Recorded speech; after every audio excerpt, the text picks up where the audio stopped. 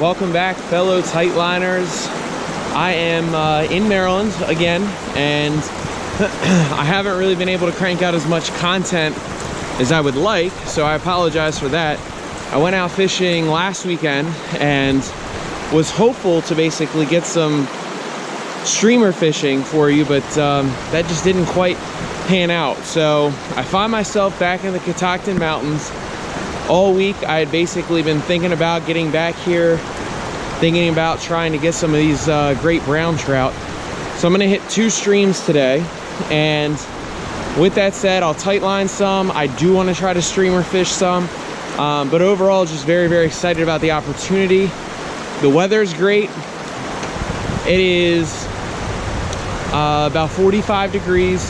We'll probably peak out at 50. I don't expect to see any bugs, but the fish should be active. It is spring, and if you are a fly fisherman, you've got to be excited about, you know, what is about to come within the next month. Bugs are gonna be popping, fish are gonna be active, they're gonna be feeding off the surface. You know, certain streams, they already are doing that on midges and other types of, you know, small mayflies, but overall, just a great, great time of year. And when you feel that sun beating down on your back, and you can feel the warmth from it instead of frozen hands, frozen guides, it's just a good time of year. So real quick before I fish today, I just wanted to basically say thank you for kind of the growth of the channel. It's humbling to see that, you know, I have 300 people that tune in to check out these videos. So that's something that when I first started this about a year ago, almost to the day, I just never saw it growing to this. So, you know, I appreciate each and every one of the people that sit here and watch the videos, comment, like, you know, tell friends, because to see the way that the channel's taken off, it is just something I really do appreciate. So hopefully today I can give you some good content, teach you something, talk about maybe a little bit about my new leader that I've tied up. So that's new, but I don't want to ramble on too much more. It is time to fish. You know, I can see these bubble lines and where these fish are probably holding, so I'm just eager to get a line wet. So thank you for tuning back in, and enjoy today's trip to the Catoctin Mountains. All right, so I see a lie over here that's got something over top, which doesn't help my cause any, but you know, I think could hold a fish. Today I'm gonna start with a mop fly as my kind of point down here at the bottom, and I've got a tungsten surveyor up at the top, one of my favorite flies. I've shot a couple more of those. So honestly, I can see a mop fly, excuse me, almost fell. I can see a mop fly on the tree. I might have checked it out, see if it's mine from a trip before, but anyway, we're gonna sneak around, try to get a couple drifts in here and see if we can't pick up a wild brown or a brookie. Should only be wild browns, to be honest. Maybe a stock rainbow that sneaks down, but it should be the only stuff in here. So ideally I want to try to get up to the head of this run. Caught up on that little branch. If there was anything in there, I just spooked it. But, you know, again, just the idea of trying to work your way up, fish into the head of a pool, at least this little spot in here, see if you can't entice something. So that is not mine, but somebody has been in here trying to get after them. They got a little indicator. This to be some sort of midge, and 4 split shots. Good lord. Use tungsten beads. Get it down with lead wire and beads. Don't use so much split shot. You know, that would be my advice. I haven't really said that, but in general, whenever I fish, what I'm gonna do is I'm gonna wrap my flies with lead wire, and I usually use 15 or 20, and that helps to just get it down. And with those lead wraps and you know, a tungsten bead, I barely have any difficulty getting it down on the bottom. I can't imagine using 4 split shots like that person. So I'm gonna try to tuck this thing down in. There we go.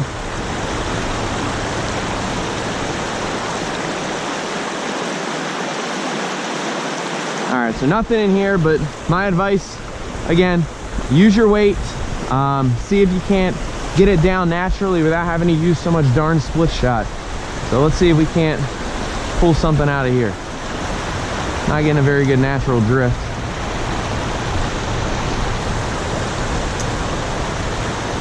That water is moving. So you have to use a tuck cast if I want to get that thing down. Still didn't get it down, but I did get a hit.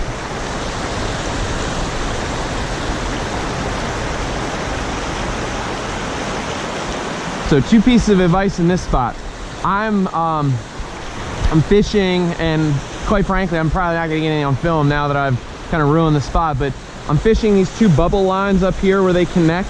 Unfortunately though, we've got a good moving current, which isn't always the case in this stream. It's a small gradient stream, freestone, not a lot of water, you know, in the table. But my point would be is that this right here, where those 2 lines connect, they are really moving quick. Now, it doesn't mean that the fish can't hold in there, and honestly, that'd be great in late spring, early summer for holding water. Winter, not as much. But my point is, I was having difficulty whenever I cast up to kind of get it down. It just wouldn't sink to the bottom, and I could see my mop fly kind of getting kicked around with the current. So what I said that you heard me earlier say is use a tuck cast. So I've got the, you know, the lines in the water.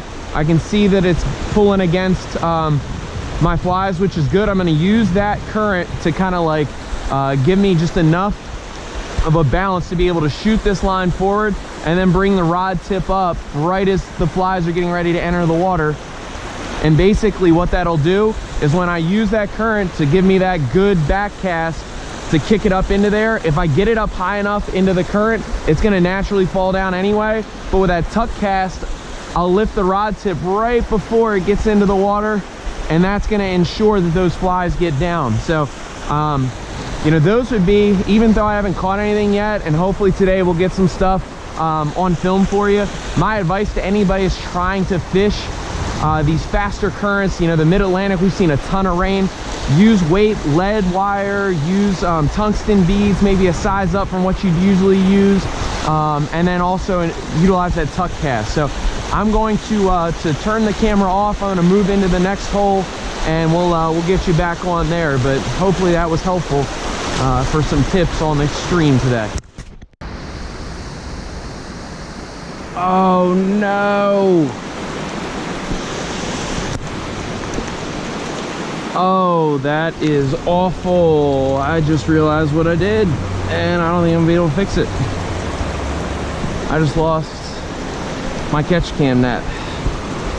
Great wild brookie or brownie, but you lost $150 net and $150 camera. That sucks. Now I gotta go try to find it.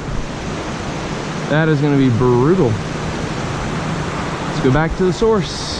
I don't think it's going to be good luck. That may be the best thing I've seen all day. I cannot believe that when I got hung up there and I laid my rod down, it was tucked up against a rock, the line shoots out, it's going downstream. If I lose that rod, it's going to go all the way down. I dive for it. I've got a soaking wet arm, and off pops my net unbeknownst to me, and thankfully that's where it stopped. So I've got exactly 1 fish, but I've got 1 ecstatic angler. I will absolutely figure out a better way to rig that, because right now Fish Pond's Confluence pack did not save me from almost a tragic event. So lucky. Signing off until the next spot. Woo! All right, so one of the things that I feel like I should share, because it's new for me, I just switched from a double nymph rig to a streamer setup. What I did is I've got underneath of here, I've got a 2X setup on Rio, and then this is actually 4X, but I've just been putting it in here. A little tip to save money: instead of buying these $14 Fluoroflex packages of, what is, how many yards? 30 yards. I think I bought a 200 yard for about the same price of Seagar, and then I just put it in myself so that I could have it easy to rip it out. But anyway, that's more so for nymphing with that 4X. But this 2X, what I did is I bought these little spools, essentially. Let me grab one out and show you what I'm talking about. basically it's almost just like this, but essentially what I did is, because it's foam, I can put the 2 lures, you know, the nymphs right there, and then what I do is I wrap the line all the way back, so that way I don't cut off and waste line, and it's gonna ultimately save me. And honestly, not only is it saving me money with the line, I was easily able to change in less than 5 minutes, and now I'm streamer fishing on 2X, and all I did was change the tippet setup underneath of the indicator line. So we've got about 5 feet of 2X, and basically is a little bit deeper pocket. You know, I think that there's going to be some fish in here, maybe even some decent sized fish, so I wanted to just try to see if I could entice a fatter brown to kind of hit a streamer. So doing something a little different today, and just wanted to let you see it. Alright, so I got a fish. I don't know what type. Looks like a brown trout based on the tail. We took the hare's ear in this deep little pool. Nice fish too.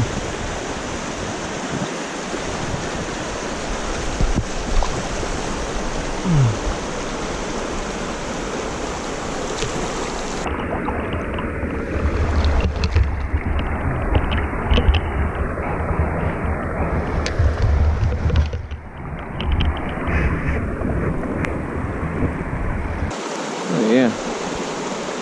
So one thing about this creek, these fish are stunning. And it's off. The dry dropper works. We're gonna get a release.